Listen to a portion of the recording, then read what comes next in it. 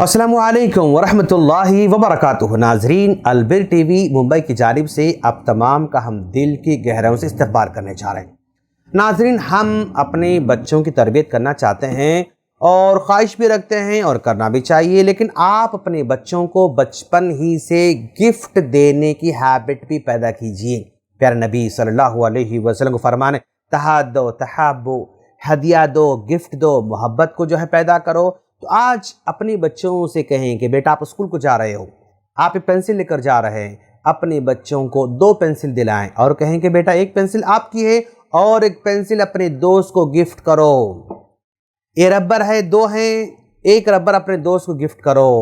इसी तरह आप चॉकलेट दिला रहे हैं, बिस्किट दिला रहे हैं, उसे कहें कि बेटा बिस्किट खाते रहते हो ना, शॉर्ट ब्रेक के अंदर एक बिस्किट अपने राइट वालों को देना और एक बिस्किट अपने लेफ्ट वालों को देना। इस तरह गिफ्ट देने की हैबिट बिल्ड करें और अपने बच्चों से टीचर्स को छोटे छोटे गिफ्ट देना सिखाएं, अपने दोस्तों को गिफ्ट देना सिखाएं और अपनी बच्चियों को सहेलियों को गिफ्ट देना सिखाएं। और आपके बच्चे कभी जाते हैं अपने खालाओं के पास, अपने मामा के पास, अपनी नानी के पास, तो अपने बच्चों से कहें कि बेटा ये खाला का बेटा है ना, उसको आप गिफ्ट दें।